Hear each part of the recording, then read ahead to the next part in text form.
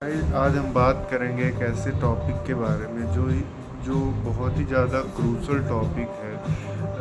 आज के ज़माने में जो सबसे बड़ी ज़रूरत एक इंसान की है वो है पैसों की। तो पैसा एक ही बहुत ही क्रूशल चीज़ है ह्यूमन लाइफ सरवाइव करने के लिए।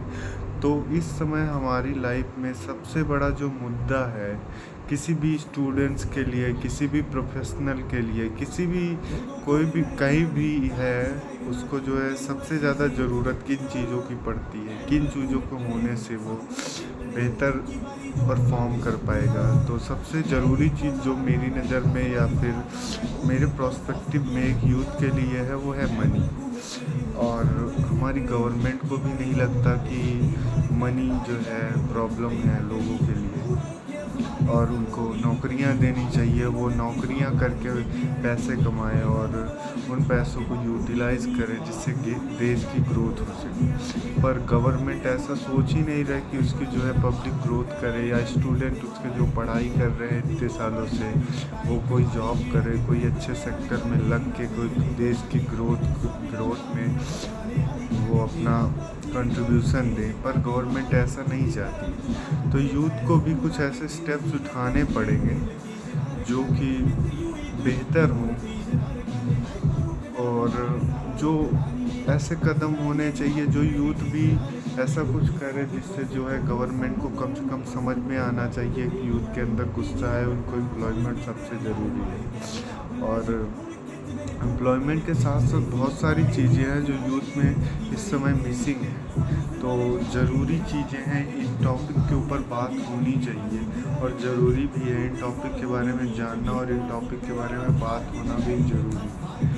तो नेसेसरी चीज़ें हैं यूथ को एम्प्लॉयड करना।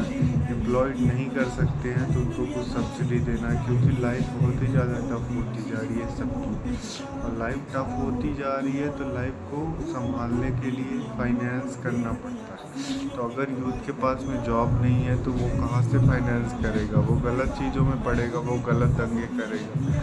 तो इन सारी चीज़ों के ऊपर हमें ध्यान देना चाहिए। गवर्नमेंट को भी ऐसी पॉलिसीज़ लानी चाहिए जिससे काफ़ी यूथ को मदद मिलनी चाहिए, क्योंकि यूथ अंधकार में जाएगा तो देश भी जाएगा, वो बचेगा नहीं।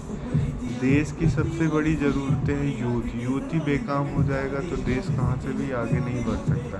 तो देश के आगे बढ़ने के लिए सबसे जो ज़रूरी कदम है एम्प्लॉयमेंट को सही करना होगा। यहाँ पे क्लाइमेट चेंज भी बहुत बड़ा इशू है, पर क्लाइमेट चेंज से भी बड़ा इशू यहाँ पे एम्प्लॉयमेंट का हो चुका है, क्योंकि यूथ एम्प्लॉयड नहीं है, यूथ भटक रहा है। क्लाइमेट बदल रही है, क्लाइमेट चेंज एक बहुत बड़ा इशू है।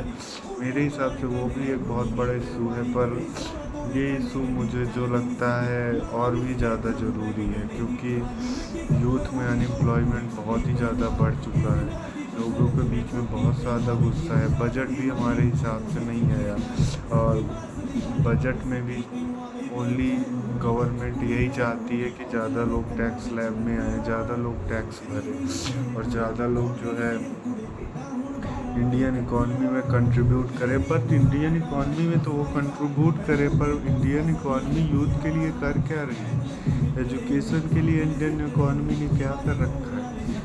तो भाई ये सब चीज़ें कौन देखेगा? आप गवर्नमेंट में हो, आप पावर में हो, आप जो है यूथ को कैसे देखते हो?